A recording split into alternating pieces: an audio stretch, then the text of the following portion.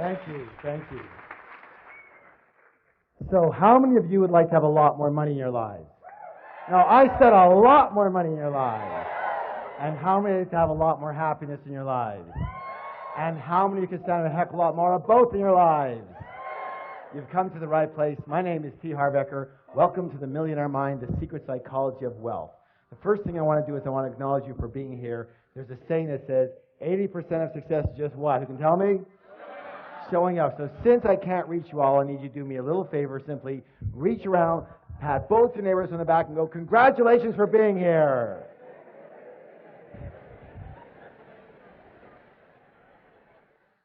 It takes a lot of courage to really have a look at your life sometimes and admit what's going on. And most of us, well, we're not the best admitters, are we? Kind of reminds you of this story about this lion who's walking along the path of the jungle. And he comes across a monkey. And he goes, hey, monkey, who's the king of the jungle? And the monkey goes, you are, sir, you are. He goes, that's right, and don't you ever forget it.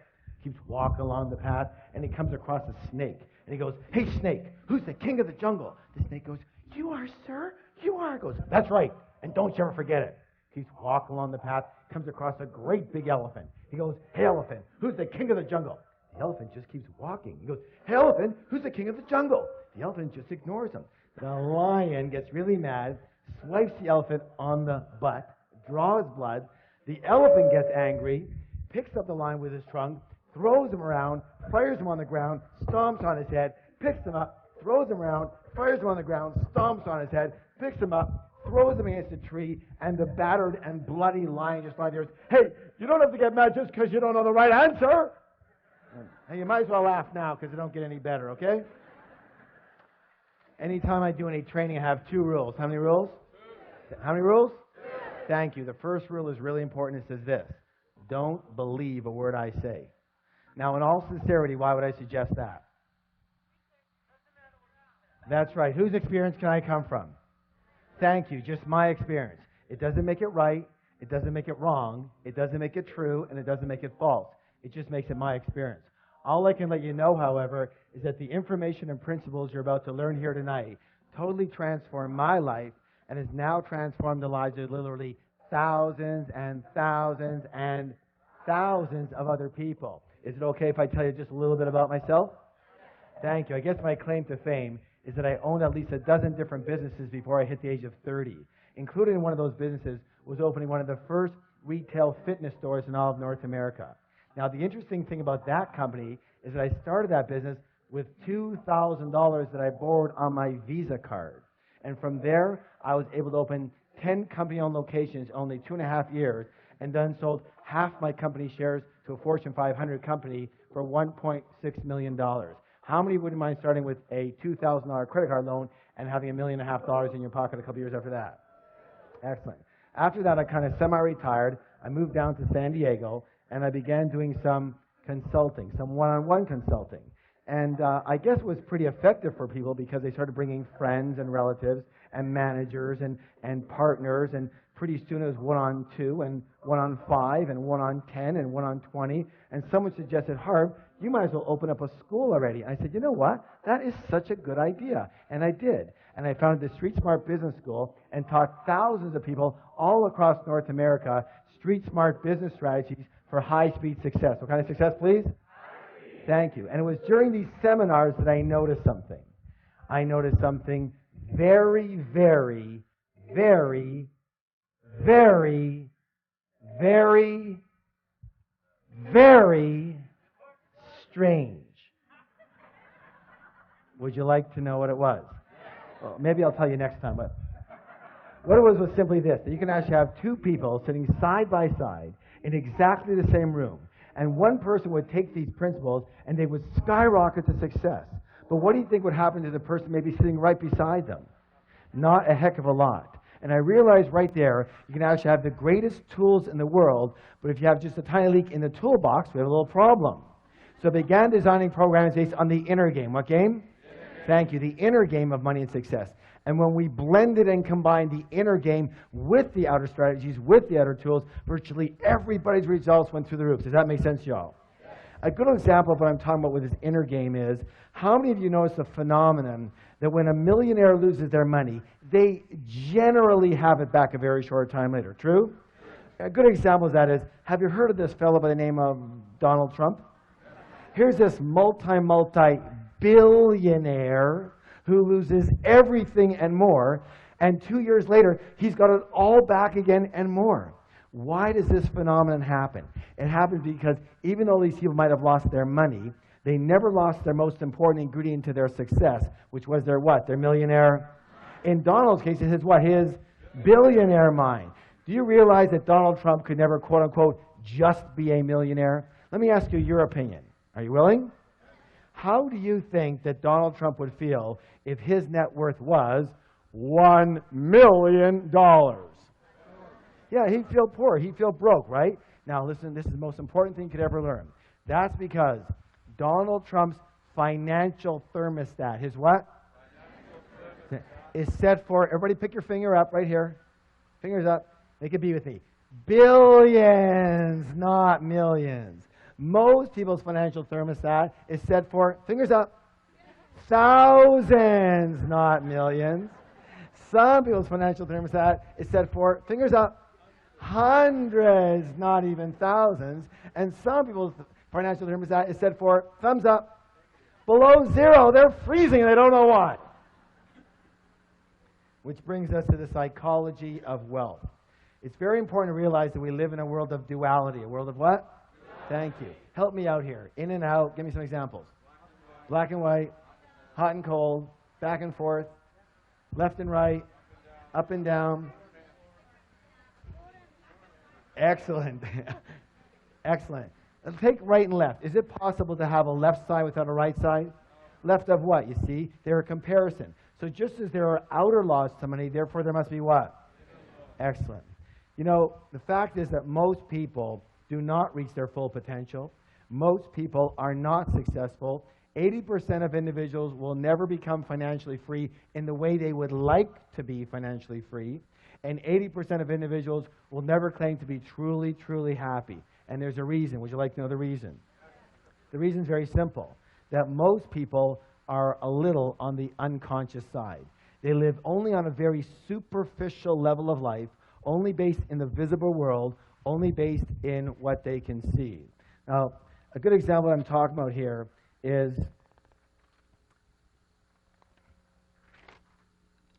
we're going to call this the tree of life. Tree of what? Life. Excellent. And on this tree grows what? Fir. Who said fir? Fruits. What's the word? Fruits. So we take a look at the fruits of our life, which are our results, right? And we don't like them. They're too small. They don't taste good. There's not enough of them, right? Well, what do we tend to do? Don't we tend to focus more and more of our energy and focus on those fruits, on those results? Yes? Except for one thing that we forgot. What is it that created those particular fruits? It's what? It's those roots that create those fruits. It's what's under the ground that creates what's above the ground.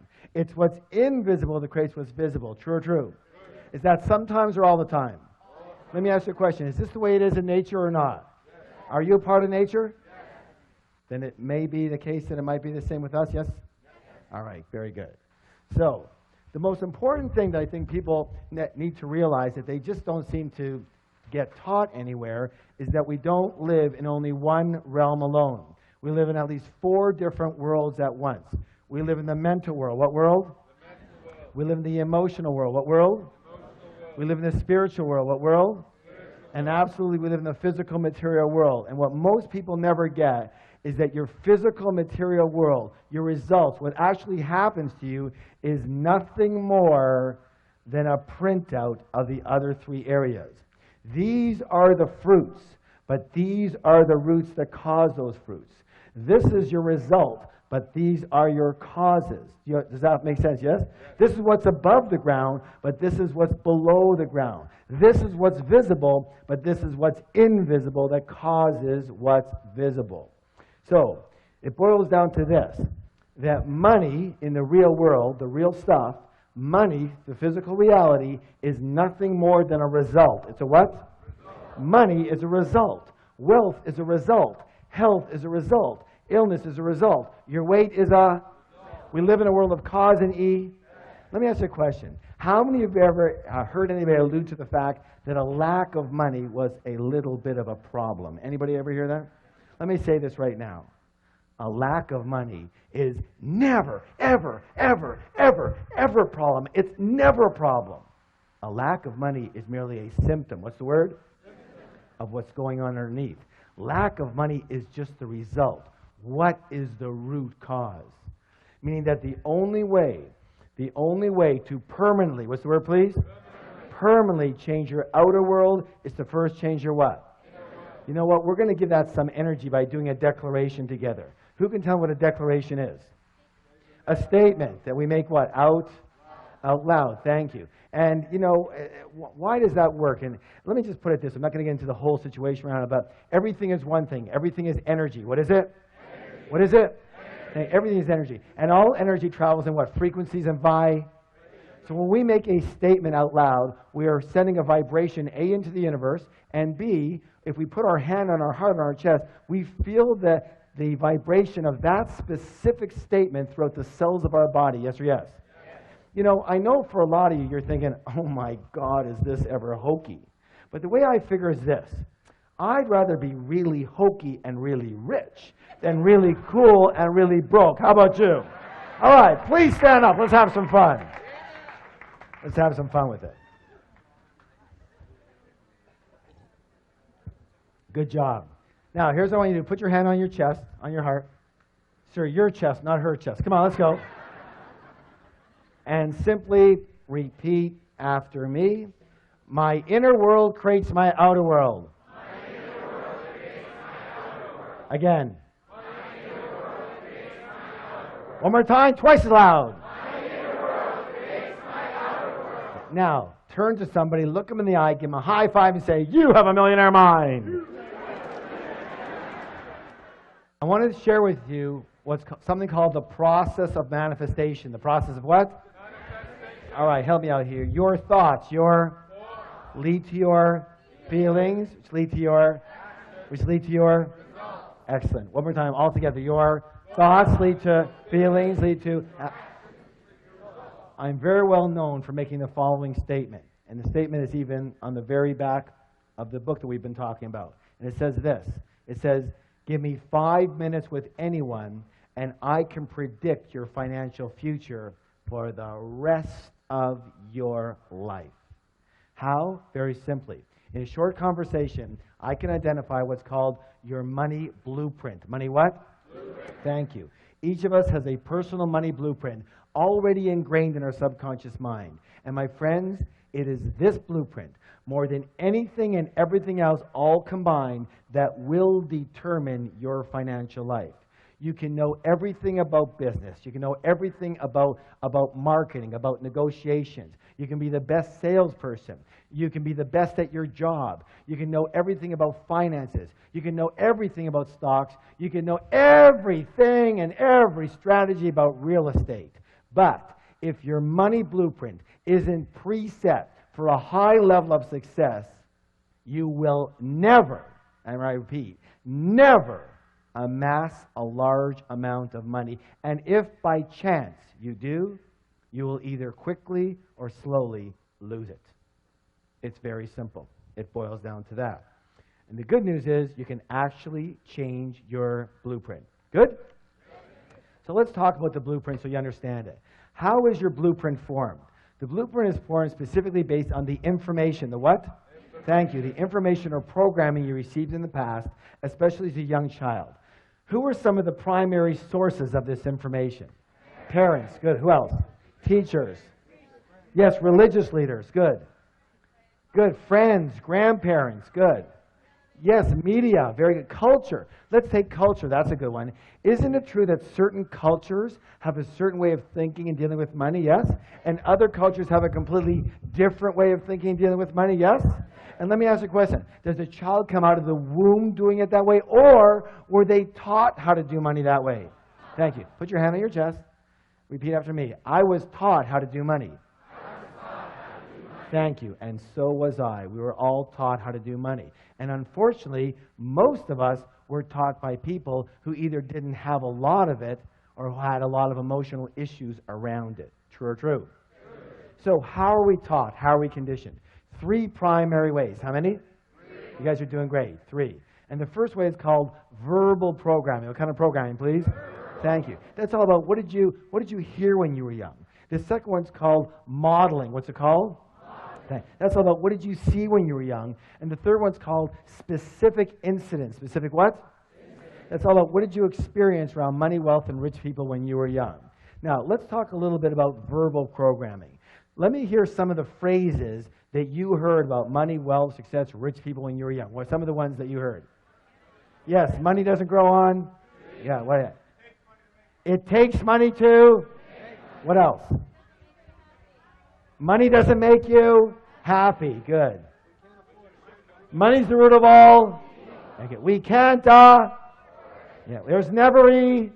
Rich people are greedy, criminals, crooks. Wonderful. That's perfect. That's perfect. Yeah. You can't take it with you, right?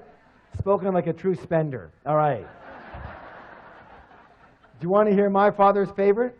Anytime I asked him for anything, he'd growl at me and go, "Hey, what am I, made of money?" I used to joke around with him. I go, "I wish. I'll take an arm, a leg. I'll take a baby finger, Dad." He never laughed once. Never once. Let me say this. All, what's the word? All. Each and every statement you heard when you were young, every one of those is lodged in your subconscious mind and part of the blueprint that is running your financial life. Let's talk about the next one, modeling. Here's an interesting one. What were your parents or guardians like in the arena of money when you were growing up?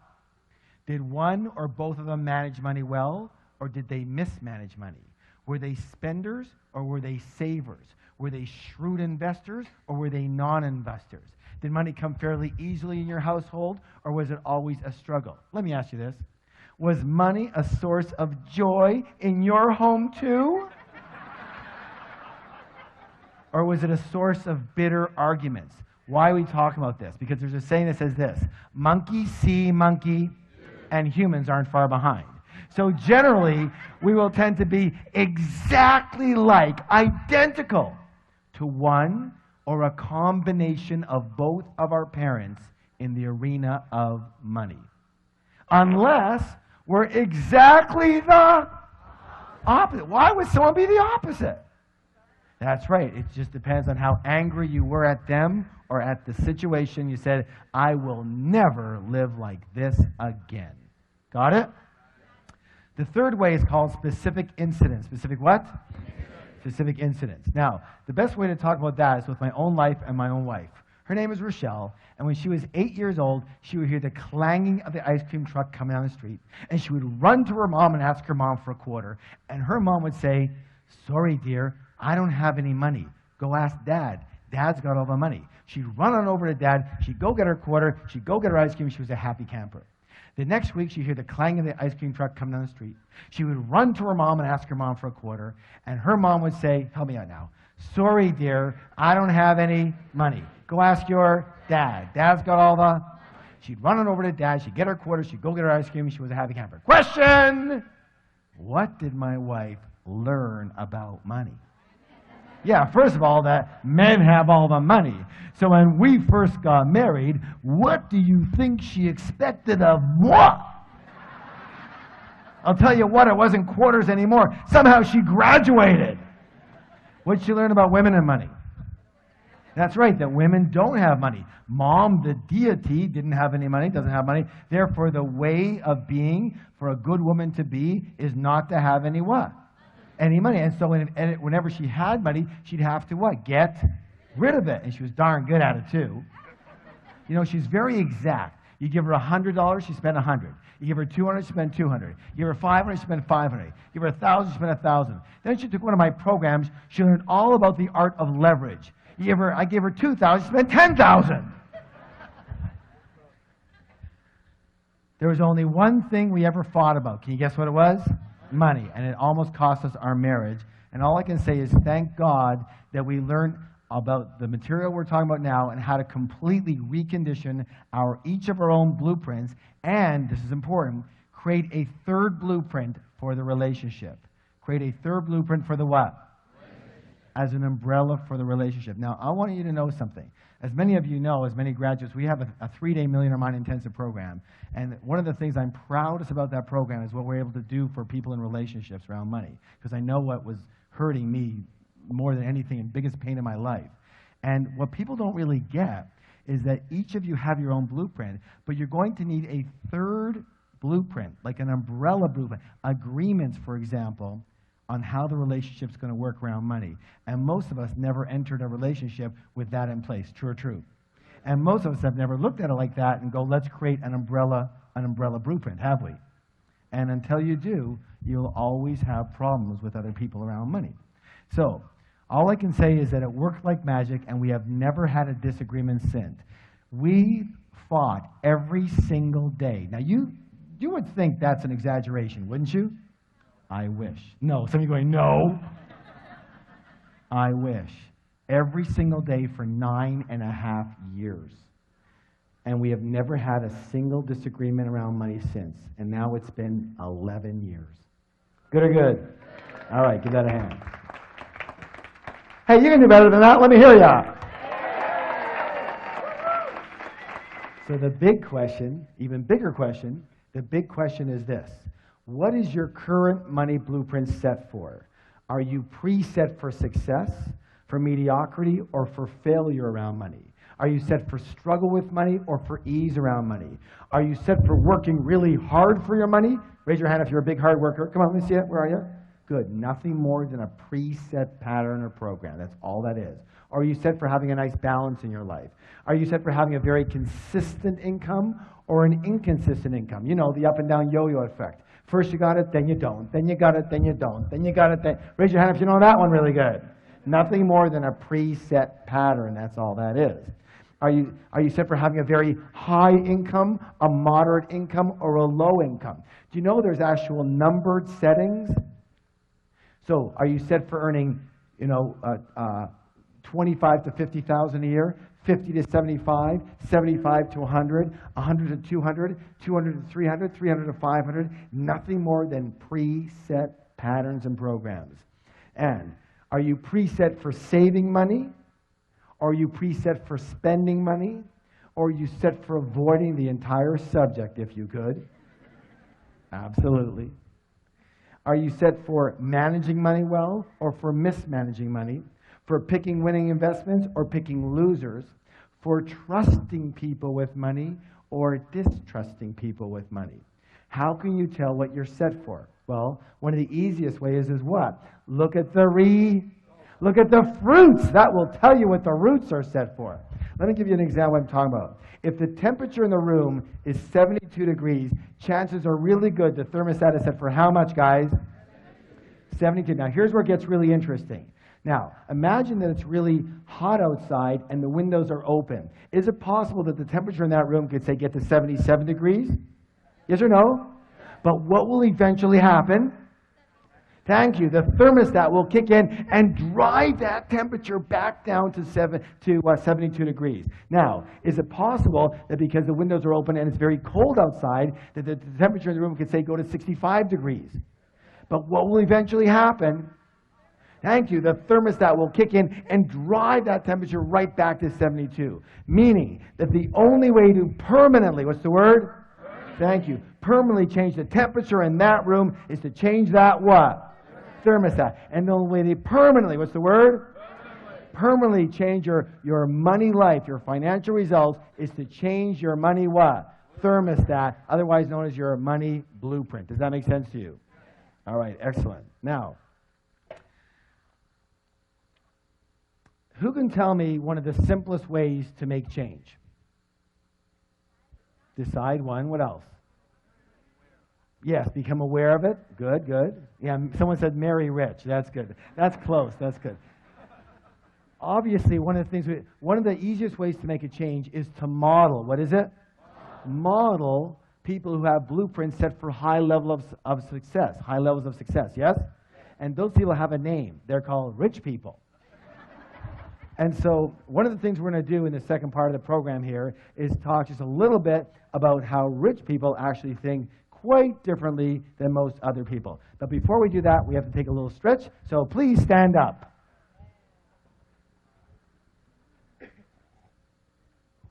All right. Raising your arms nice and high. I want to hear a big, big groan. Let me hear you. Oh, good job. And this way. Oh, louder.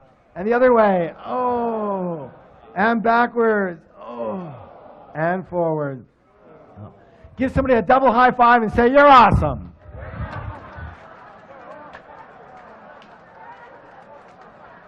And have a seat. Have a seat. All right, let's get into some of these things that are lots of fun. So, the first way that rich people think quite differently than most poor and middle class people, and when I say poor and middle class, I mean the mentality more than necessarily the result. Of course, it depends on that, yes? All right, so let's go this one. Rich people believe what? I create, one more time, twice as loud. I create my life. And most poor and middle class people, what do they believe? Life happens to me, life happens to me. If you want to create real wealth, it is imperative to believe that you are at the steering wheel of your life.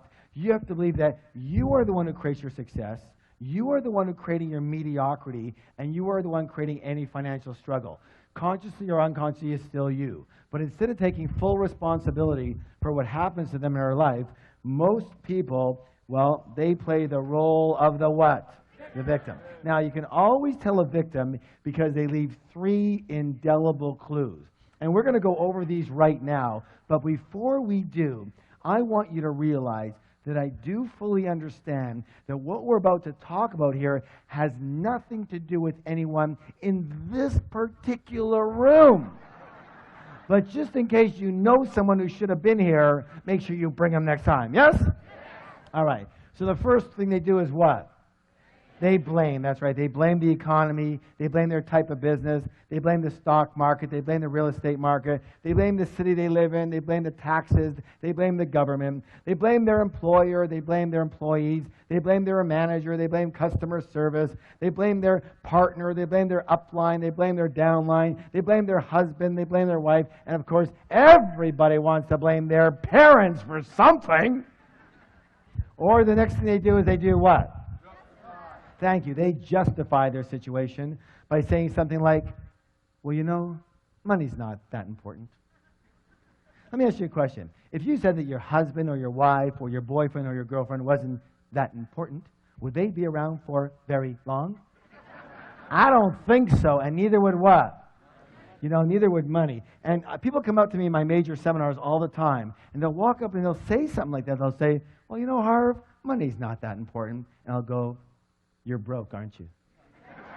And they'll go, well, right now I'm a little short. No, not right now, always. You've always been broke, yes or yes. And they go, of course they're broke. Of course they're broke.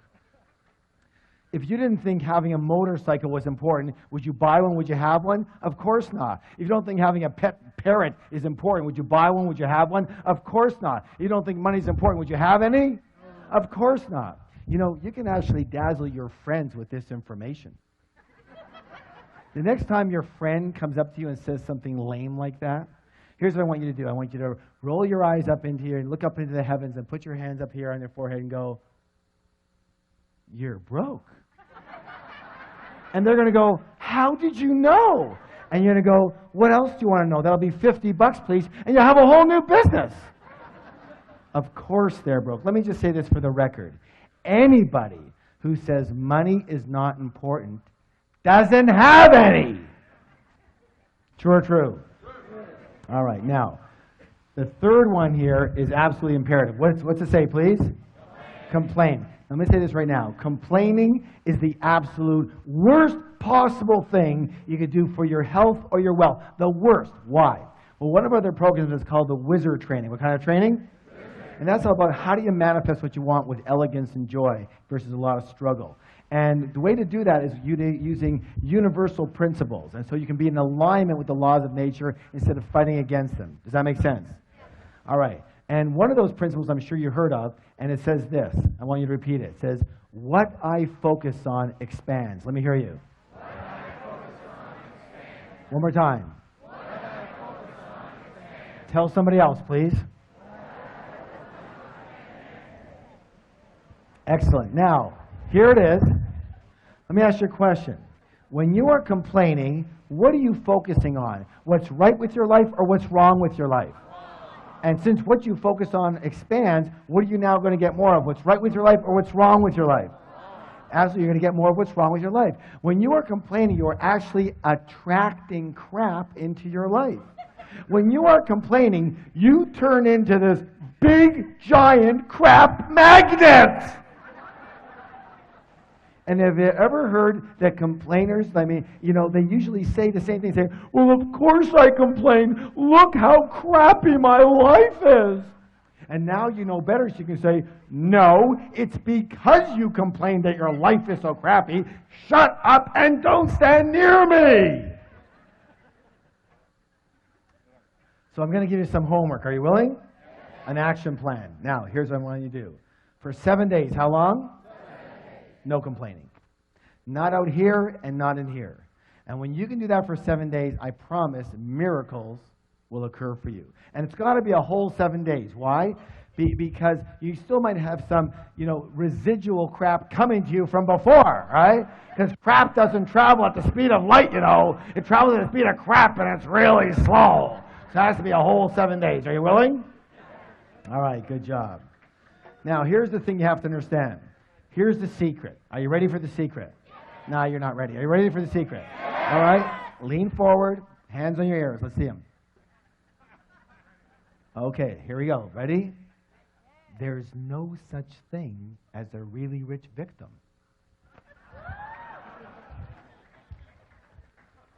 Yet being a victim definitely has its rewards, doesn't it? What's the big reward people get out of being a victim? That's right, they get attention. Is attention important to most people? It's the most important thing to most people. Why? Because when we were infants, we made a mistake, and a big one. Almost all of us. And what we did is we equated attention with love for the purposes of survival. But they're not the same at all. Does that make any sense? And because of that mistake, most of us really don't even know about true love. We know about what's called ego love, meaning we love another person for what they do for us versus who they are, having nothing to do with us. And worse than that, we love ourselves for what we do for us. In other words, when we're good, we love ourselves. And when we're bad, we don't love ourselves. True or true? Okay? And that's the biggest problem we have with most people today. And let me say this again, that at the 3-day Millionaire Mind Intensive, and I know a lot of you have been there, one of the blessings we have is this ability to be able to disconnect those two so that you truly love another person for who they are, which means you can truly love yourself for who you are and accept yourself the way you are right this moment. Good or good? And that's another blessing that we have. And so, as I said, there's no such thing as a really rich victim. So in order to stay a victim and get their attention, these people make darn sure they never get what? Rich. So here's a choice. You have a choice. You can be a victim or you can be rich, but you can't be both. You have to choose. And let me say this right now, and I hate to be so graphic about it, but we came here to learn, yes? All right. So everybody go like this with your finger. Put it over here. Watch. Every time you blame or justify or complain, you are slitting your financial throat and your happiness throat as well. And people, well, if they want to be around you, there's something wrong with them too.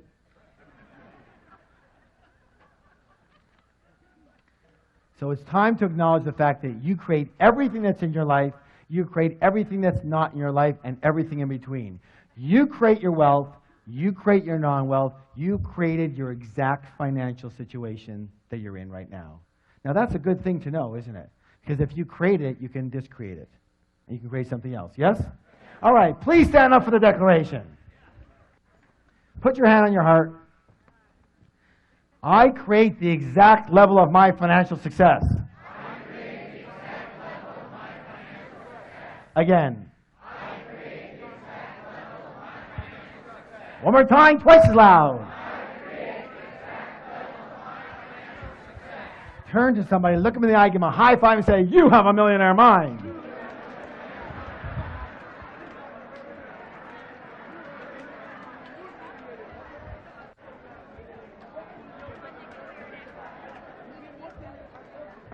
And have a seat. Good job.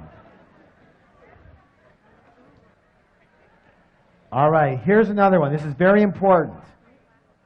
Now, what do we do when something's very important that's coming up? We do a drum roll. Ready? Let's hear it. Let me hear it.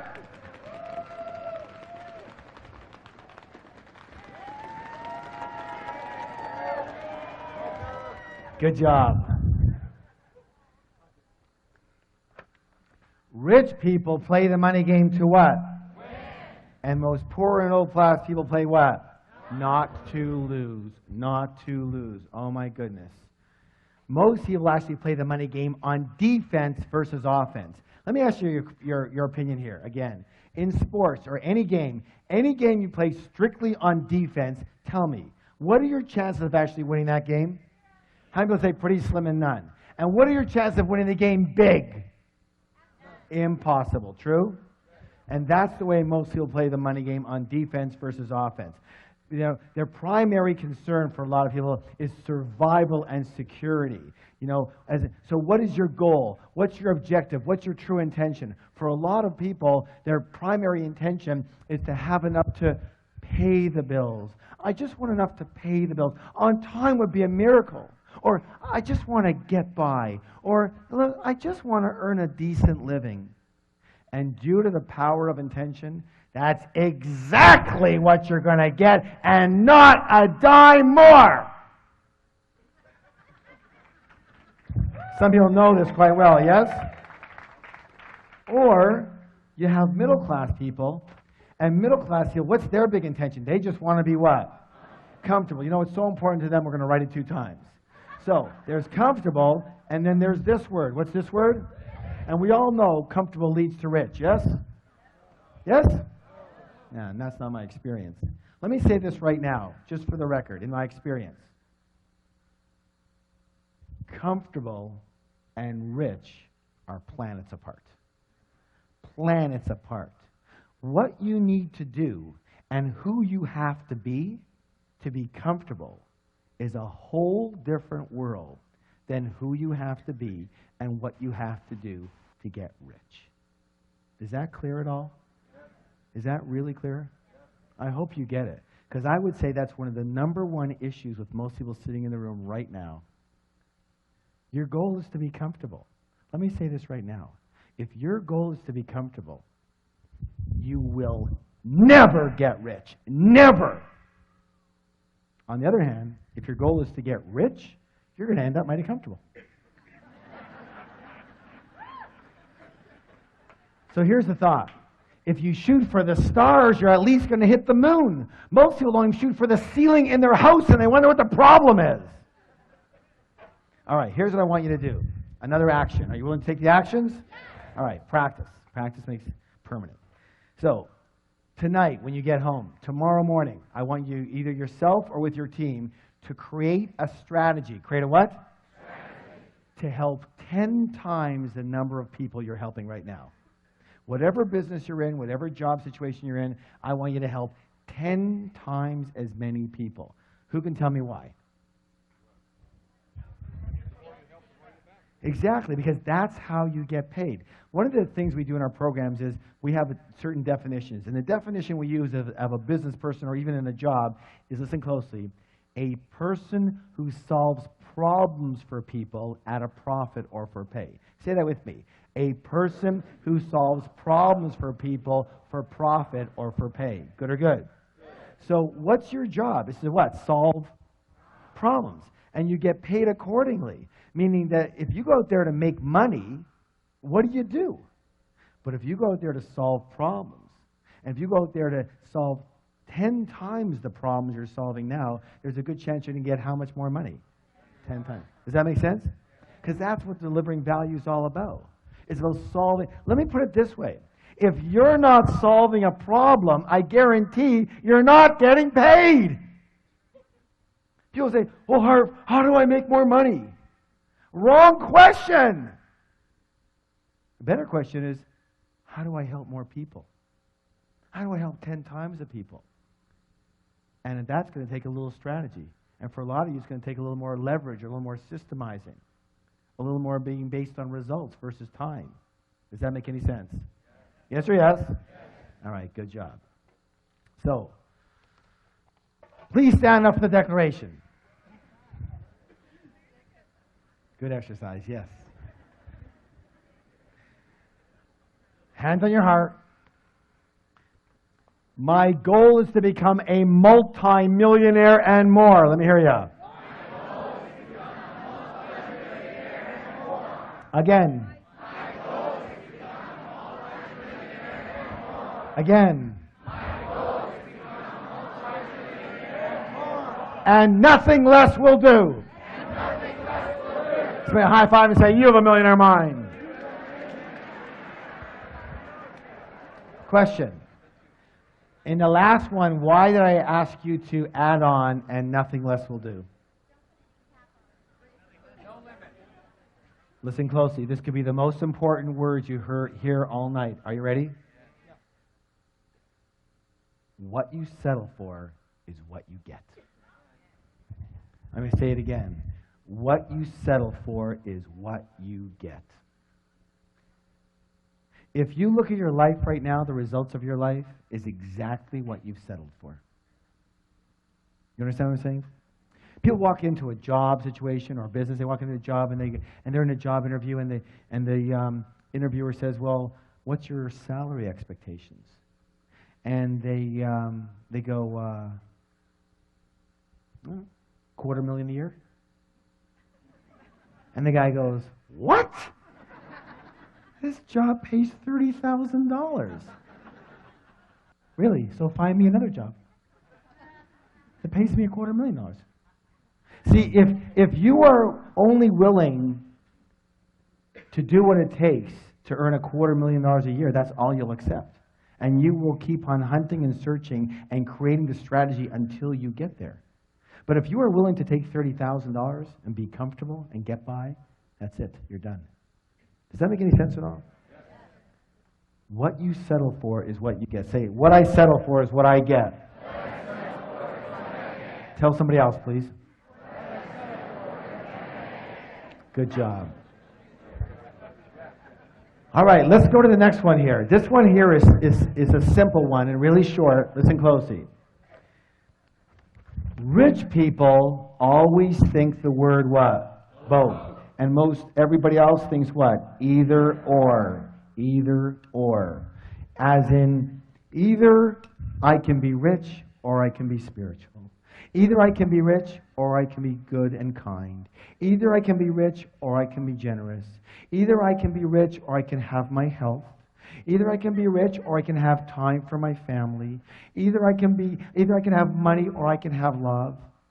Either or, either or. All that is called scarcity thinking. What kind of thinking? Scarcity thinking. And the answer to all of those is what? Both. Both. Listen. Listen. You're smart enough. You're intelligent enough. And you are creative enough to create a strategy that works for you in your life. And if it's not working on day one, you readjust it until it's working on day two. The answer is what? Both. What is it? Both. Both. Absolutely. You can be kind and generous and loving and spiritual and compassionate and really, really rich. Good or good?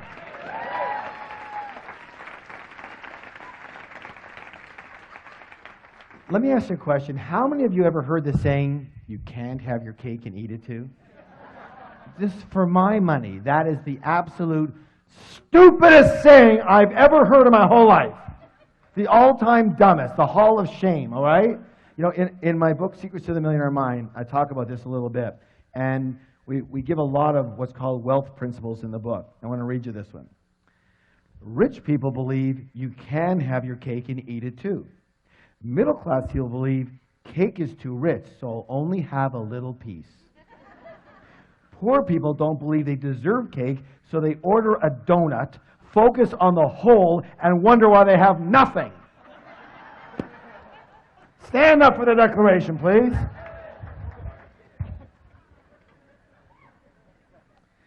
It goes like this. I can be kind, generous, and loving, and still be really, really rich.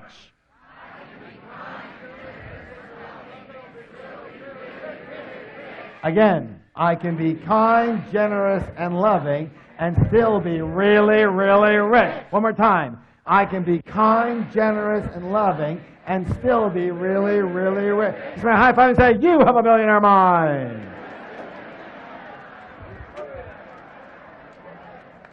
All right, good job, guys. Excellent work. This one here is such an insidious one. It's like something in the back of most people's mind, but they never will say it out loud. And it's one of the biggest blockers of all the blockages of wealth. Are you ready? Yes. Rich and successful people admire and model. What's the two words? Admire other rich and successful people. And what do most everybody else do? They resent the heck out of them, yes or yes?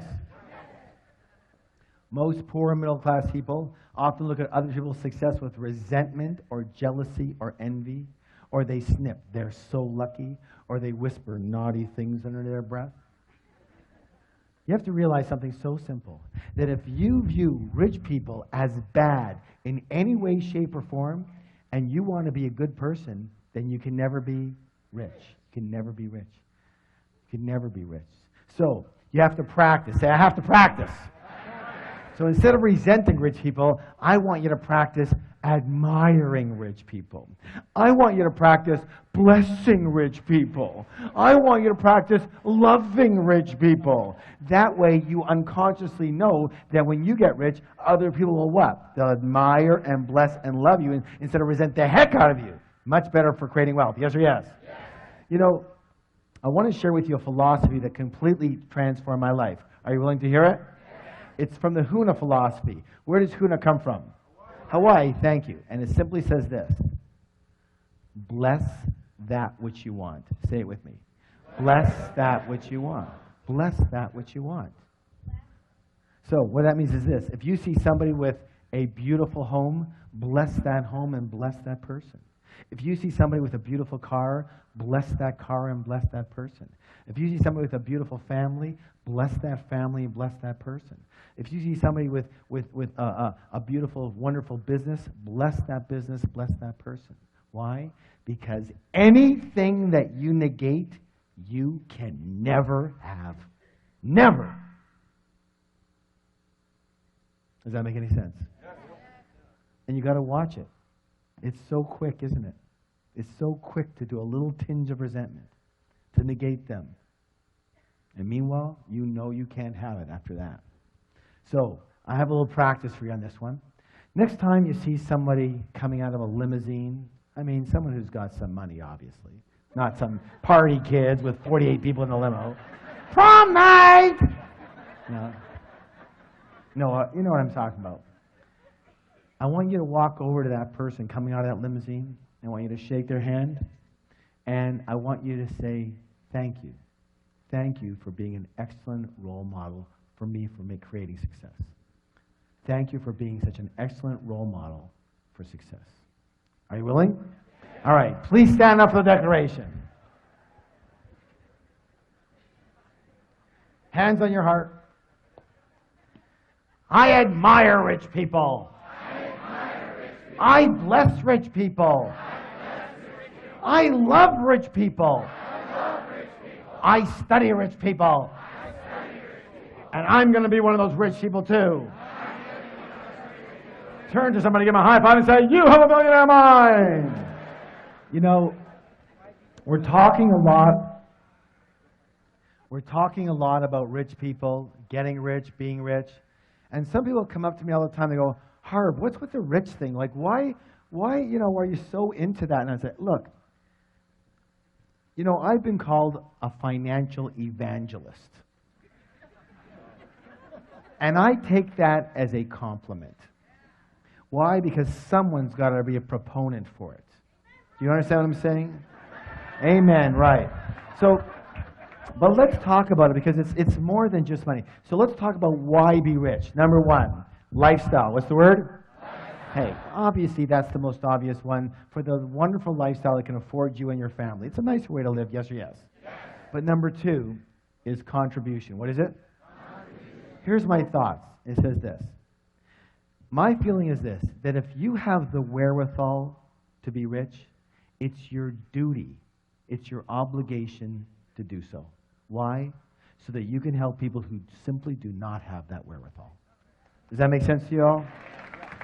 Because, and I'll say this, that if you're in this room, you probably have the wherewithal. Especially you self-selected yourself to be here. If you're hearing this message, you selected yourself to be that. You understand? And here's where I came up with that, like very specifically, a good example.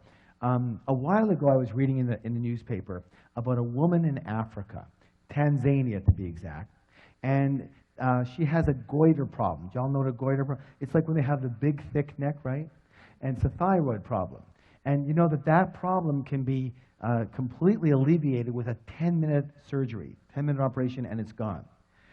In Tanzania, they have a decent medical system, but it's a pay-for-play deal. In other words, you pay for your doctor or your hospitalization or whatever. This woman with this goiter problem has, and it costs, by the way, $31 for this 10-minute operation. She has been saving for just over 5 years. 5 years, and she has $22. Twice a week, she doesn't eat.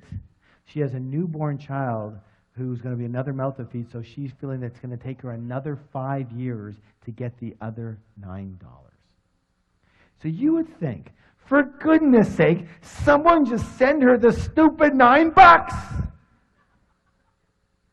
Problem. There are millions, what's the word? Millions. Of people in this situation. Millions. Not one, not two, not 10, not 10,000, and not hundreds of thousands. Millions in this situation. So how can you help them better? By being broke or being rich enough to be able to do something about it? Do you understand what I'm saying?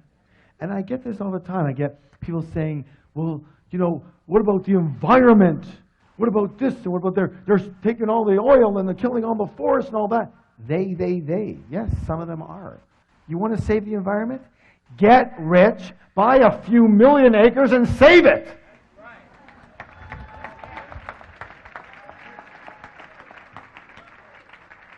You're going to have some power and control over your land. Do you understand what I'm saying? Yes or no? Yes. Take responsibility is what I want to say on that. Okay, this one over here, one more here. This is critical. The third reason is for what? Who you have to become in order to create wealth. In other words, who do you have to be in character, in virtue, in traits? How big do you have to be to get rich versus, being broke? And there's certain characteristics that it takes to be incredibly successful. Because what creates success? And isn't it one of the things being one of the best in your field? Yes or no? Yes, yes or no? Yes. Absolutely. Who do you have to be? What do you have to know? Who do you have to be in character to be the best at what you do in order to get paid the most? Does that make sense to you? So who do you have to become? It's a learning process. And that brings us to the next way that rich people actually think quite differently and are quite different than most other. Rich people are what? Bigger than their problems. What is it? Bigger than their problems. And most other people are what? Smaller than their problems. Smaller. And the secret, guys, I want you to hear something right now. If you will just understand and take action on this one right here, I promise you, mano a mano, heart to heart, your life will just skyrocket. It will go to a whole other level, and you'll see why in a moment. Are you ready? Yes. Listen closely. The secret to success, my friends, is not to try and avoid or get rid of your problems. The secret to success is to grow yourself so you are bigger than any problem. We got the size of you, and we got the size of your problem. And let's do a little scale here. So here we are. Here's you, and here's your problem. And we are dealing with, say, a level 5 problem. But you happen to be a level 2 person. Question, is that a big problem or a little problem? That's a big problem, right? But let's say you grow yourself to, say, be a level 8 person. Same problem. Big problem, little problem. Little problem. Now let's say you work with us and you grow yourself to be, say, a level 10 person. Big problem, little problem. No problem. It doesn't even exist in the realm of your mind as a problem. You don't see it as a problem. It's just something to take care of, yes or no? Yes. Let's test this out. How many of you have ever been in a conversation with somebody who's talking about their problem, and you go to them and you go, I don't see the problem here. Raise your hand if you ever had that happen. Everyone's had that happen. Everyone. Because at that point in time, they are smaller than their problem. So it's not about the size of the problem, it's about the size of you. There's always going to be problems, yes or yes?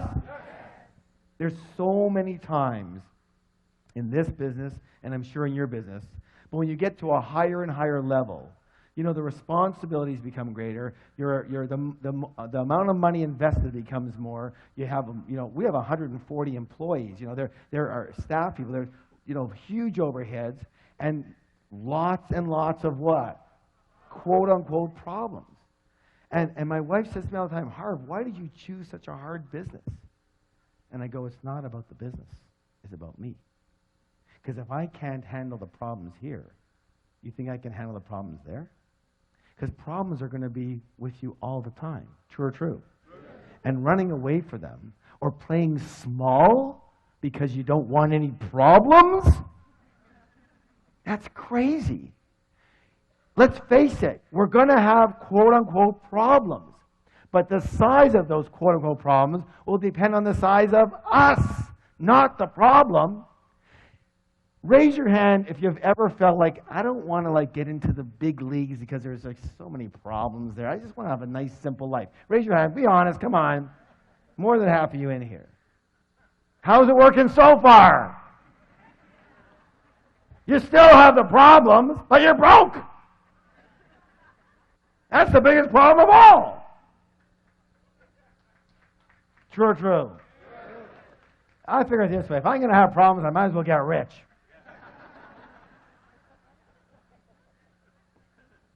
All right.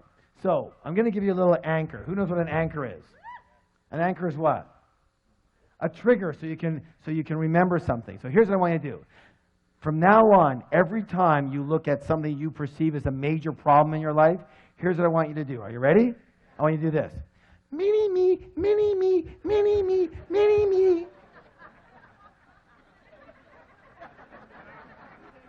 So you can remind yourself that if that's a big problem, you must be very small right now. And you better put your attention where it belongs. What? On the problem or on you? On you. That's right, on you. And you don't give up, and you don't get taken out, and you don't bail out, and you don't say, well, this is too hard. I want to do something different. How many have ever said something like that? How many say something like that almost every day? It's not the size of the problem. Have you heard the saying, fortunately or unfortunately, you take yourself with you wherever you go? That's what my answer is to my wife. How could you choose such a hard business? It's not the business, it's moi. True or true? True. If it's hard, it's because I made it hard. If it's easy, because I make it easy. If it's successful, it's because I made it successful. If it's unsuccessful, it's because I made it unsuccessful. True or true? True. Doesn't just happen to us. So, the fact is that your wealth can only grow to the extent that you do. So the goal is to grow yourself. so you can handle any problems that get in your way of creating wealth, and just as importantly, keeping your wealth once you've got it. And who knew that would be an issue? You know what? This is only reserved for certain people in this room. People who have or have had a lot of money and know that it's one complete world to make it. And it's a whole other world to keep it. True or true? That is a whole other world. And again, it's not about the it. It's about you. It's about you. And so, you know, really, you're like a container. Say, I'm a container. I'm a container. And if the container is small, but the money is big, what has to happen? That's right, the money goes. The money goes. Do y'all understand that? Let me say this again. If you, the container, is small, but somehow the money is big, what has to happen? It doesn't fit. It has to go somewhere else. True or true? So you have to grow yourself so you become a big, big container. So you can attract and hold money. And one of the things we do in our programs is we focus on not only growing yourself as a container, but consistently growing yourself. Because if you want raise your hand if you want your money to consistently grow. Remember, your money can only grow to the extent that you do. So if you want your money to grow, who has to grow? I do. Now you got it. Now you got it. Now you've got the root. You have to keep up with the money. Let me put it another way. Your money has kept up with you. I'll say it again. Your money has kept up with you. If your money's here, it's because you're here. Does that make any sense? If your money's here, it's because you're here. If you're here and your money's here, it's going to have to meet you. It'll always grow to the extent that you do, and always come down to the extent that you are. Raise your hand if you've ever heard stories about people who are doing really well and then they messed up in their relationships, messed up with habits or with drugs or alcohol, and what happened to their money? Always comes down to meet them. No or no? Yes? Your money is at the same level you are, my friends. And that's not a derogatory thing. That's to make sure you start to focus your attention where you need to. Personally, I always looked outside of myself. Once I do this marketing thing, and once I understand this real estate, and once I do this, and once I... But it wasn't about any of those things. It was about the size of me. Was I able to attract and hold and grow the money? True or true? I hope you get it. Now, so, like I said, you must grow yourself to be a big container so you can attract and hold big wealth. And here's the beautiful thing about it. If you are a big container, if you are a big person, and your intention is to have wealth, a lot of money, but right now you don't have it, guess what has to happen? What has to happen? The money has to come. Why? Because it's a universal principle. And the universal principle says that the universe abhors a vacuum and will rush in to fill any space that's created for it. And if you're a big container, but you only have a little money right now, the money has to come if that's your intention. True or true? You know, it reminds you. Good. That's good news, isn't it? You keep working on you. You're on the right track. You're on the right track here. You know, my favorite plant is the Chinese bamboo plant, along with that line. Why?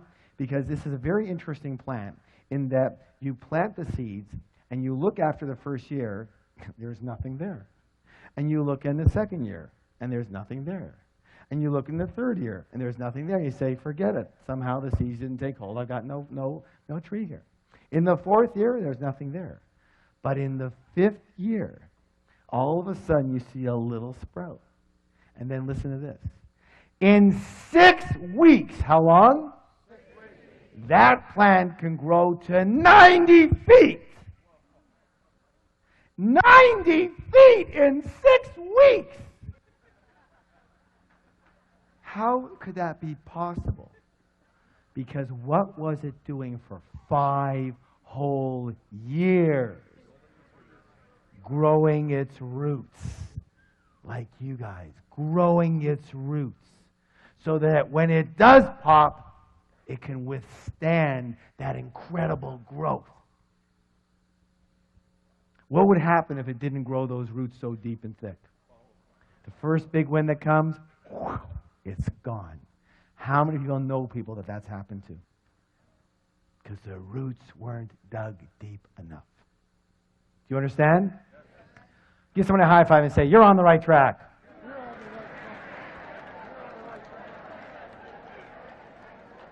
That's why it's so imperative that you keep learning and growing. Learning and what? Growing. Because listen closely. This is very important. Because if you're not growing, you're automatically what? Dying. I'm going to say it again. If you're not growing, you're what? Dying. If you're not sure that that's a scientific fact. I'm not a scientist, but ask any scientist and any person who's involved in physics. Raise your hand if you have a plant or flower at home. If your plant's not growing, what's it doing? It's dying. Any living organism, same with us. And that's why I have a message for all you guys and all you gals who are a little, say, semi-retired or retired or a little older and going, there's nothing left to do. Just kind of play around, and that's okay. But guess what? You're going down. You're going down. If you're not growing, you're what? Dying. That's why being comfortable sucks. That's why it sucks. Because you can't stay comfortable. You can't stay stagnant. You're either going up or down. It's a dynamic universe. Yes or yes? Yes.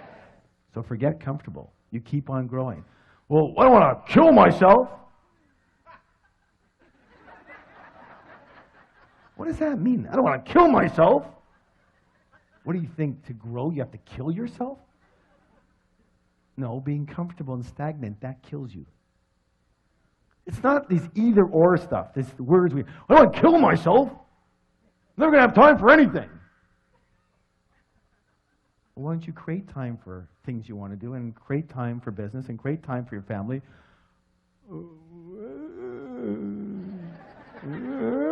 I don't know how to do that.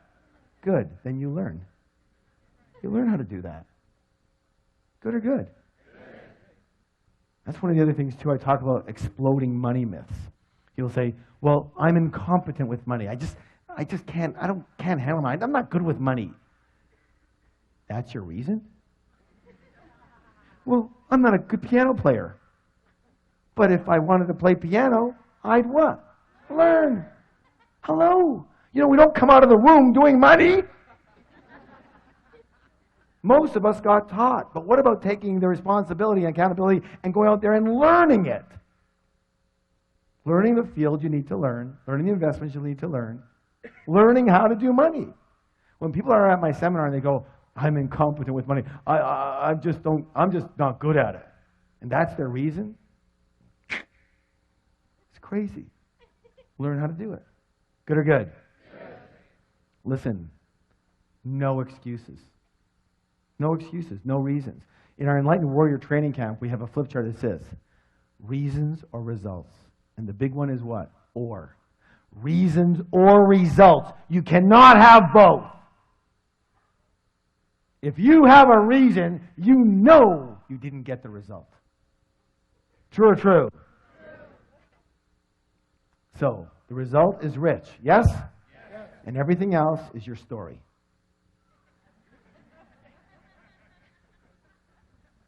It's just not the right time now. Thanks for sharing. That's great. You're broke. All right. Please stand up for the declaration. Hands on your heart. I am bigger than any problem. I can handle any problem. Nothing will stop me from creating wealth. Turn to somebody, give them a high five and say, you have a millionaire mind. All right, this one is really, really important. Recall the process of manifestation. Say it with me. Your thoughts lead to your Feelings lead to actions, lead to results. Which one is the highlighted one? Action. How many people agree to succeed in the real world, you have to take what? Let's see if that's true. Why is that? Thoughts and feelings, are they part of the inner world or part of the outer world? Inner world, thank you. Results, part of the inner world or part of the outer world? Outer world. And therefore, action becomes the what? The bridge between the inner world and the outer world. Do you understand? So, you can think all you want about wealth and success. You can meditate. Listen, I've meditated for 25 years. But I've never been meditating there and had a bag of money drop on my head. I'm one of these unfortunate souls that actually has to do something in the real world to get any of the stuff. A lot of people are very kind and generous and wonderful, well-intentioned people. They just don't do anything. Or they don't do anything at a high enough level or take enough massive action to get anything done. They just talk about it, they think about it, they meditate it, but nothing actually happens in the physical world. And if you want physical money, you'll need to transfer into the physical realm from the mental, emotional, spiritual sides. And the way to transfer from those three invisible to the visible, from under the ground to above the ground, into the physical realm is through the process of action. True or true? That's why action is absolutely critical. Now, if that's true, what prevents us from taking the action we know we need to be taking? Fear, thank you. How many people agree that fear and doubt and worry are among our greatest obstacles, not only to success, but to happiness as well? Excellent. And therefore, one of the biggest differences between rich people and most other people is that rich people are willing to do this. What's it say? One of the other programs we teach is called the Enlightened Warrior Training. And it says that the true warrior can tame the cobra of fear. What's the key word? Tame. It doesn't say kill the cobra. It doesn't say get rid of the cobra. It doesn't say run away from the cobra. It says what? Tame the cobra of fear. Let me say this right now. My friends, listen closely. Listen closely. Are you listening? Yes. It is not necessary to try and get rid of fear in order to succeed. Rich and successful people have fear. Rich and successful people have doubts. Rich and successful people have worries. They just don't let those feelings stop them and take them out. Unsuccessful people have exactly the same feelings, but they let those feelings stop them, paralyze them into thinking, oh my God, what will happen out of this? And they're done. True or true? True. A lot of people believe that rich people don't have fear. That's ridiculous. Ridiculous. So, how many people agree we're creatures of habit? Yes? And therefore the secret is to practice. What's the word?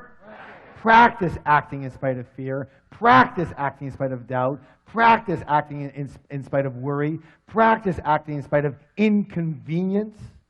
Inconvenience. If your life is about convenience, you'll never be rich. Let me say this right now. It's not always convenient to do what it takes to get rich. And practice acting in spite of discomfort. It's the same thing, as I said earlier. I'm going to challenge you right now, as I do with all of my students. Are you willing? Are you willing? Yes. I want you to find uncomfortable situations and move into them. I want you to look for uncomfortable situations and get involved in them. And when something becomes uncomfortable for you, that's when you go into it. You understand that? Why? Because, let me ask you a question we talked about earlier. When you're comfortable, you're in what zone? You're in your what? Your comfort zone. And in your comfort zone, are you growing or dying? You're going down. So you've got to get uncomfortable. Until you're uncomfortable, you're not growing. Are you willing? So the only time you're growing is when you're uncomfortable. Say, the only time I'm growing is when I'm uncomfortable. Pat someone in the back and go, you're growing, man, you're growing. You can always tell rich people, you can always tell middle class people, you can almost always tell broke people by the actions they're willing to take and not take. How much comfort or convenience runs their life. You know, one of the things we talk about is that at the end of our programs, usually we talk about the 3-day Millionaire Mind Intensive. And very often someone will stand up and say something like, they'll say, well, you know, it's not being held in the city that we're in right now, and I'd have to like take a flight and fly for 4 hours and, you know, get a hotel and you know, this and that, and it's just so inconvenient. And I have 2 words. You're broke. You're broke. You have to be broke. If a 4-hour drive or a 4-hour flight or a 4-day flight is going to stop you from doing whatever it takes you have to do to succeed, then what else will stop you? Here's the easy answer. Anything. Anything will stop you. Why? Because you are a person that will be stopped. Now, you choose. Either you are a person that will be stopped, or you are a person that will not be stopped. One or the other. And here's the thing. You have to train yourself to not be stopped. It's a practice. You have to train yourself to not be stopped. Because it's easy to be stopped. And most of us were unstoppable at one point, and then day 2 of our lives happened. And we got taught. We got what? To stop. For our safety. Supposedly. But we generalized it to everything. True or true? Look, you can throw my philosophy right out, but here's my philosophy. If it isn't going to kill you physically, do it.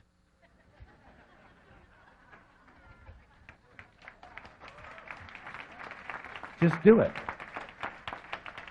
One of the things I've been noticing lately with a lot of the rich people I've been dealing with, very rich people, is they're willing to take a shot. It's amazing. I'm a lot less risk prone than they are, but I also see where I am and where they are. Now I do pretty well, but these guys do amazing. And it's like, you give them a proposal and they go, that makes sense, that could work, yeah? All right, let's give it a shot. And I'm going, well, I'm not sure it's going to work. I know, but let's give it a shot. Well, I'm not that sure. I know, but let's go for it. Let's give it a shot. What's the worst that can happen? Oh, we lose a few bucks, we try another thing. Well, okay. You understand what I'm saying? They're willing to go for it. And we, like if someone's going to get a little upset with us, no, I don't want to do that then. Well, what if I lose what I've got? No, I don't want to do that. I'm going to keep it simple. If it's not going to kill you physically, do it. You'll be so much better off in the end than waiting for the exact right moment and time. To when by the way, when's the exact right moment in time? When you feel comfortable. Notice? It's got you coming and going. And so it doesn't let you be comfortable so that you can make sure it keeps you out of harm's way. Because your mind is a protective mechanism. Its job is to protect you, not to help you succeed or be happy. Did you know that? Good or good? All right, good. So, please stand up for the declaration. One more here. I act in spite of fear. I act in spite of doubt. I act in spite of worry. I act in spite of inconvenience. I act in spite of discomfort. I act in spite of anything. Turn to somebody, give them a high five and say, you have a millionaire mind. This is a 45-pound arrow with a nice steel tip on the end of it. A wooden arrow here. And in a moment, I am going to pick one of you to come up here and break this arrow in a highly unusual way. So you all better listen very closely. Are you listening? Yes. All right, good. Everyone hold up your index finger. Excellent, good. Now, take it and press it into the soft part of your throat and push in really hard. If you start to gag and choke, you've got the right spot. That's where you'll be breaking the arrow. Now, the arrow break is a metaphor. What is it? It's a metaphor, symbolizing breaking through an obstacle that's happening in your life. So let me show you what this is going to look like. Michelle, if you can come up here, that'd be awesome. What this is going to look like.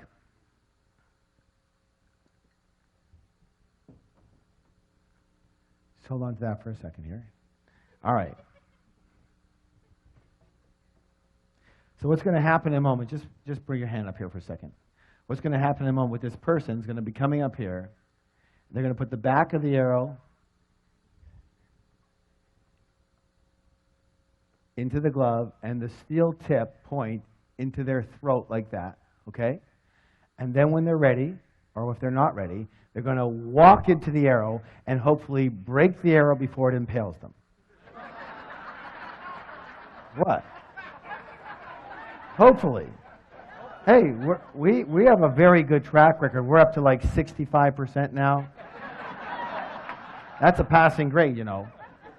All right. Now, a few rules. Rule number 1. When you're up here, you absolutely must keep your mouth closed when you're doing this. Who can tell me why? That's right, splinters. And by the way, we didn't always know that. Rule number 2. You're going to be covering your eyes with goggles, okay? There's another set over here for you. And rule number 3, walk directly into the arrow, straight on. Do not twist to the side. Because if you twist to the side, what can happen is it can get caught in this artery right here and pull the artery right out, and it looks really funny when you have this artery sticking out of your neck like this, and you can't even go to the doctor. Like, what are you going to say? It's like, what happened? You don't want to know, okay? So you're not going to believe it. All right. So here's how this is going to work. I'm going to show you how this works. And here's the deal. The 4th rule is massive support. What kind of support? Massive. What kind of support? Massive. That means we're all on one team, yes? Yes. So when this person breaks this, I want everybody to give them a massive standing ovation, right? Yes. All right, good. Now, that's when the person comes here. Let's talk a little bit about, let me show you how this is going to work, all right? So I'll do a little demonstration for you. So here's the deal.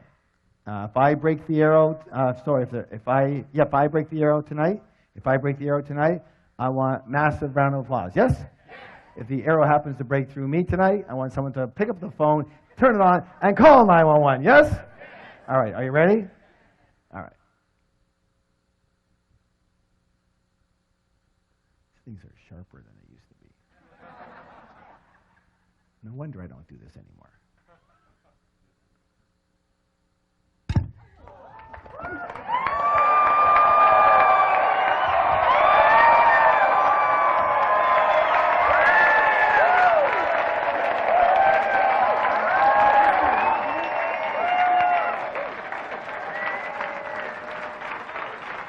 Thank you. Excellent. Have a seat. Oh my gosh, look what I found. A steel arrow.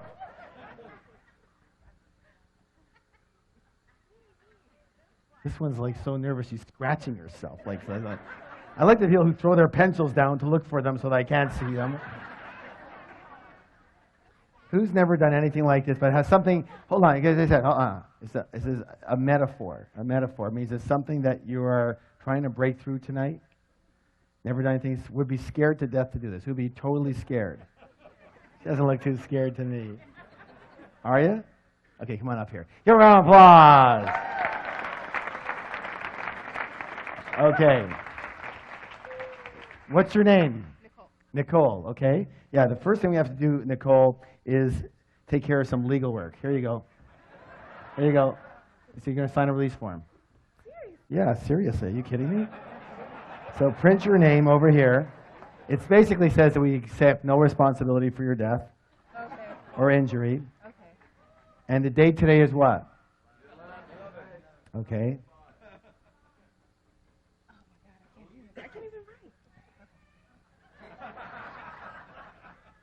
You had a nice neck. And just sign your name over here. And are you here with somebody? Yes. Okay, so your mom is here, okay. And she let you come up here? She doesn't know? Yeah. Put your phone number there. And And again, unfortunately now, because of some recent situations, you have to put an emergency contact here.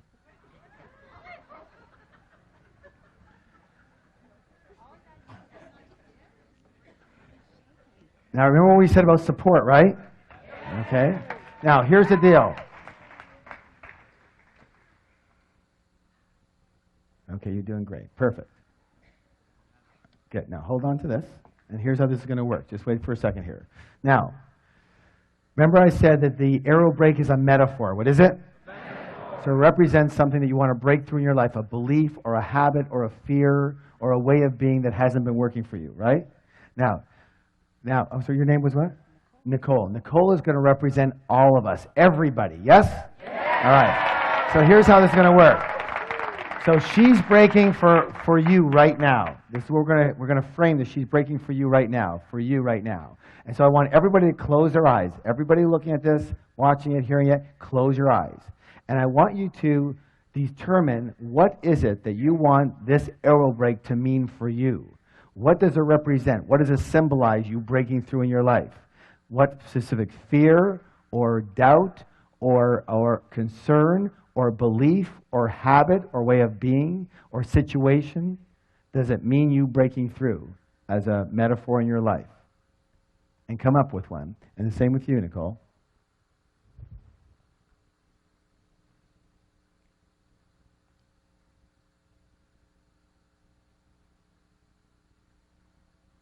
Okay.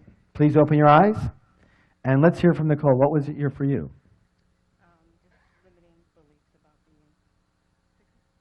So limited, be as specific as possible. What is it specifically?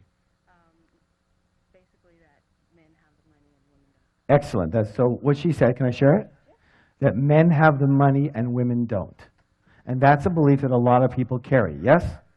Yeah. Men carry that too. That's why they handle money in certain ways. True or true? And many, many women grew up with that belief, yes?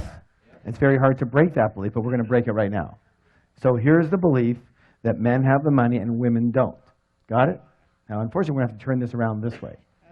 All right, put that on your eyes. And don't go until I tell you to. Michelle's going to be holding for you. All right. And so what I'd like you to do is, Nicole, stand over here. That's it. Move right this way. Come towards her a bit this way. Okay, good. Now, come on closer over here. Okay, now don't go until I ask you to. And now put 1 foot forward, 1 foot back a bit. That's it. You're going to be walking straight in when I tell you to go. And keep your shoulders square, okay? Now don't go yet. How does that feel? How does it feel? Is it comfortable or uncomfortable? Uncomfortable. Very uncomfortable, good. You ain't felt nothing yet. Wait till that thing goes in. Okay, hold on. Here's the deal. Here's it. See, are you sure it's in the right place? You're a perfectionist? No. Yeah, you are, aren't you? Yeah, it's got to be perfect, right? No, it's not. But that doesn't matter. Here's the deal. Whatever your mind is telling you right now, just let your mind chatter. It's okay. But don't believe it. Because you saw me do it. It's doable. And if anybody can do it, you can do it. Say, I can do it. I can do it. So, this is a steel rod. What's your throat? Steel rod. What is it? This is a toothpick. What's this? Toothpick. So in a moment, you're just going to look at Michelle. You're going to go give her a hug. You're going to forget this even exists. You're just going to walk right into it and don't even think about it. You guys ready? Yeah. Ready, go. Hard! Yeah!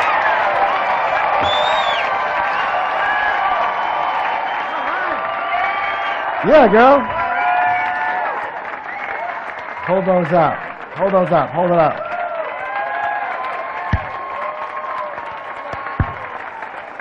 Way to go. Now, stay here for a second. Stay here for a second. Look at that. Now, okay, go ahead. Now, question.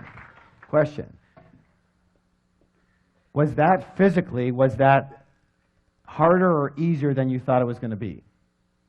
Yeah, the actual act was easier than what she thought it was going to be. Yes? All right. Give her a round of applause. Thank you so much.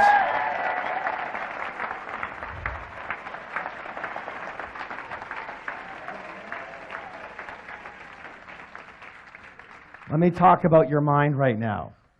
Remember, she said it's easier than she thought it was going to be. And let me say this right now. I'm going to guarantee that 99.999% of all the things you think that you can't do, that are going to be way too hard, too many problems, are easier than you think they're going to be. Raise your hand if that's ever happened for you, where your mind has made something up to be, oh my God, and then when you did it, it was like, what was the big deal about? True or true? Let's talk about that. Let's listen closely. Your mind is the greatest soap opera scriptwriter in history. It makes up incredible stories, usually based in dramas and disasters, of things that never happened and things that never will. Mark Twain said it best. He said, I've had thousands and thousands of problems in my life, most of which never actually happened. It's very important. One of the most important things you can ever understand, is that you are not your mind. Say, I'm not my mind. You are much bigger and greater than just your mind. Your mind is a part of you, like your hand is a part of you. Your hand isn't you, but it's a part of you. You wouldn't introduce yourself as your hand, would you? Hi, I'm my hand. What if you had a hand that was much like your mind? It was scattered all over the place. It was constantly beating you up, and it never shut up. Yada, yada, yada, yada, yada, yada, yada. In the car, yada, yada, yada, yada. In the shower, yada, yada, yada, yada, yada, yada. What would you do if you had a hand like that? Cut it off. No. It's a very powerful thing. What would you do with it? That's right. You learn to want to control it. You learn to train it. You learn to manage it. True or true? And that's the critical piece. Training and managing your own mind is the most important skill a human being could ever own. Do you understand this? I'm saying it again. Training and managing your own mind, that voice that you so believe, is the most important skill you could possibly own. For with that skill, you truly will be successful, and you truly can be happy. Do you understand this? Because I'm going to say this right now, and a lot of you are going to shoot me for it. But there's only one thing that can stop you. The voice. Not yourself. The voice. The voice. That you've bought into that that's who you are. That voice is not you. It's simply a part of you. That it's the protective mechanism part of you. Its job is to protect you. It's like the sentry on a ship. It's not there to be the social coordinator, the success coordinator, the happiness coordinator. That's not its job. Your mind is a survival mechanism, and its primary purpose is to protect you, which means to keep you where you are. It's like an overworried mother. It's doing its job way too well, but we buy into it. What would your life be like if you had an overworried mother constantly ragging on you? No, no, no, no, no. What would your life be like? You would be so contracted and small, you'd never do anything. True or true? Yet to an extent, we're all like that. We're listening. We're buying the voice of protection when there's no need to do it. That voice is not who you are. You are much bigger than that. When Nicole came up here, she was shaking. She couldn't even, that's what was her mind telling her? Oh, what did I get myself into? Why did I do this? You're so stupid, Nicole. Why do you? Well, maybe she didn't say quite that, but something like that. And then she's doing it, and we're pushing it, and she's going, oh my God, like this is way harder than I thought. And her mind goes, blah, blah, blah, blah, blah, blah. And then she goes, boop, no problem. And isn't that the way it is? Yes or yes? So, let me say this right now. In my book, Secrets of the Millionaire Mind, the final wealth file, number 17, says this.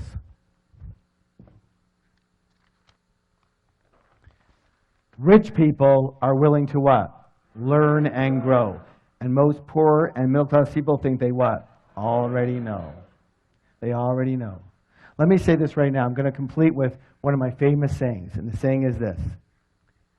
You can learn to do anything. You can learn to succeed. Every master was once a disaster. I'll say it again. Say it with me. Every master was once a disaster. Everybody who's great at something today was once terrible at it. So it doesn't matter where you're starting from. You understand what I'm saying? Everybody starts somewhere. Some start here, some start here, some start over there. Everyone's got some type of ailments, handicaps, problems. Even if you don't have a problem, your mind will tell you you do. I had a woman the other day come up to me and say, I don't know what it is. It's just, I get to a certain level and there's always a situation that comes up. Something always happens and it screws me up. What is it? I said, if you look in the mirror, you'll find it. It is so easy to determine people's obstacles because there's only one of them right there. The voice in your head that stops you, tells you no, gives you doubt, and suffocates your life. And my blessing and my promise to you is if you challenge that voice and stop believing everything it tells you and just go for it anyways, in spite of fear, in spite of it chattering, you will soar to a level you have never experienced before in your life. So how many of you realize that your mind is a very powerful force? It can work for you or it can work what? Against you. The rule is really simple. If you are earning less than $50,000 a year and you want to earn $100,000 or more, you're going to have to change your money blueprint. Money what? Blueprint. If you're earning $100,000, you want to earn $200,000, you have to change your money what? Blueprint. If you want to go from $200,000 to $500,000, you have to change your money what? Blueprint. If you're earning good money but you're not managing it well, you have to change your money what? Blueprint. If your income is inconsistent, you have to change your money what? Blueprint. Excellent, good. If you work way too hard and you want to be able to earn as much money or more with more balance, you have to change your money what? Blueprint. If your investments aren't zooming, you have to change your money what? If your business isn't booming, that's a result. You have to change your money what? If you have money and you want to make sure you keep it and you grow it, you have to change your money what? Excellent. And unfortunately, your current money blueprint will tend to stay with you for the rest of your life unless you identify it and you change it. And that's exactly what we do in an extraordinary 3-day program called the Millionaire Mind Intensive. It's changed the lives of thousands and thousands and thousands of people all over the world. And if it's okay with you, I'd like to tell you just a little bit about it and give you 2 critical principles. Fair enough? All right, listen closely. The first part is called winning the money game. What's it called? There are proven strategies for creating fast financial freedom, and you have to know them. Millionaire Mind Intensive, you're going to learn exactly how rich people play the money game so you can do what? Model exactly what they do. Let me ask you a question. If you had a parent, let's say a father, for example, that when you grew up, your parents were extremely rich. But not only were they rich financially, they were rich emotionally, spiritually, they were kind and loving, and they taught you the ropes of how to do money. How many of you think you could be doing a lot better right now? Exactly. Exactly. And that's what you're going to be able to do. Rich people have a very specific way of playing the money game, and you're going to learn to do exactly what they do. And this includes learning how to create massive amounts of passive income. Raise your hand if you believe passive income is important. Someone tell me why. What's the word? Freedom. Thank you. Freedom. What's the word? Freedom. Without passive income, you can never be what? Free. Now, here's where it gets interesting.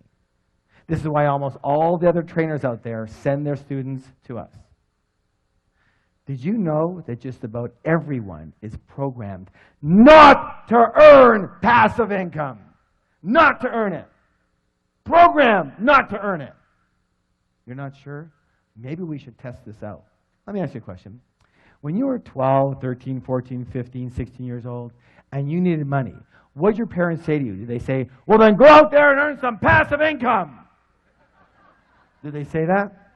What did they do? Go to work. Go get a job. And that's exactly what we did. We went to work. And we learned. What's the word? We learned that we work for money. We learned to have money, you must what? Raise your hand if you were taught that. Everybody was taught that. Yeah, and hard too, for a lot of you. But money comes from work, yes or no? And so that's the dendrite. That's the neurological pathway. That's the path of least resistance in your brain. And it's unnatural and completely unfamiliar and discomfortable for your brain to know passive income. It doesn't work for it. And so what happens is either people don't start in that arena, or if they do start, they get a little ways and then they sabotage themselves to go right back to 72 degrees. What the thermostat is set for, which is working for money. Do you understand that? Let me say this right now. Familiar Mind Intensive, when you walk out of there, you will be reconditioned so that passive income is your path of least resistance. It will be the primary way that you prefer, believe, and act in accordance with creating money. Good or good? It'll be a natural thing for you. Good? Now, let me say this also. You're also going to learn the world's easiest money management method. Managing your money is another critical difference between rich people and poor and middle class people. I'm going to tell you a story that can change your life. Are you willing? Yes. Are you willing? Yes. Imagine you're with a 5-year-old child. You're walking down the street. You come across an ice cream store. And you go into the store and you get the child a single scoop of ice cream on a cone because they don't have any cups. The child is only 5 years old. They have very little hands. They're kind of wobbly. And as they walk out the door, it jostles them. And the ice cream falls out of the cone onto the ground. Being the kind and generous person that you are, what do? You walk back into the store. And just as you're about to order another scoop of ice cream, the child sees the poster on the wall of the triple scooper. And they go, I want that triple scoop. And now, being the kind and generous person that you are, do you now get them the triple scoop or not? No, of course not. Why would you set them up to fail? They couldn't even handle 1 scoop. What, are you going to load them down with 3 scoops now? Let me say this right now, my friends. We live in a loving and supportive universe. The universe wants you to win. It wants to support you. But it has the same rule. And the rule is simply this. And I'm going to nail half of you right now as to why you're not doing better with your money. It's simple. Until you show you can handle what you've already got, you won't get any more. Most people are walking around with 1 or 2 scoops dripping all over the place. It's a complete mess. And they're going, give me more, give me more. And the universe is going, why? I gave you more. Look what you did with it. Some of you are laughing nervously. Let me say this right now. You're going to learn the simplest, easiest, most effective way to handle money that you've ever seen in your life. A 5-year-old can do it, and 5-year-olds do it. And when you start handling your money like this, when you simply show whatever you believe in, whatever universal power, whatever yourself, your inner self, whatever you want to show, when you simply show that you can handle what you've already got, even if it's just $1, you watch. And I don't use this word lightly, but you watch as miracles occur for you. Things you could have never dreamed of, things you could have never planned of. They just start happening for you. Why? Simple. When the child can hold a single scoop, you are very willing to get him another scoop. True or true? True or true? How many of you got a big hit out of that one right there? Okay? You need to start handling your money in a very easy and effective way. Now, in short, you're going to learn a step-by-step method for winning the money game so that you never have to work again unless you choose to. Raise your hand if you'd like to have that choice. Raise your hand if you'd like to have the choice a lot sooner than later. Then we will see you there. Now, part 2 is the inner game, conditioning yourself for natural and automatic success.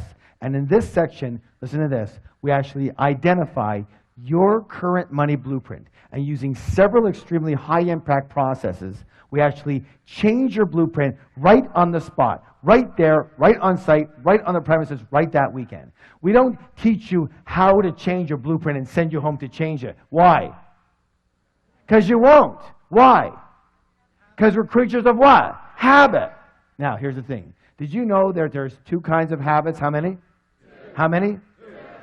There's doing habits, but just as importantly, my friends, there's not doing habits. And everything you're in the habit of, everything that you're not doing right now, everything that you're not doing right now, you are in the habit of not doing it. So we can send you home with anything, but you're not going to what? Do it. So we don't wait for you to go home. We do it right there on the spot. You walk in with one blueprint, you walk out with another one set for automatic and natural success. People ask me all the time, they say, Harv, do you have the Midas touch? And what do I answer? I go, no. I have a blueprint set for success, just like all of you can have. I look so forward to seeing you again soon. I hope I've served you in some way. Thank you so much.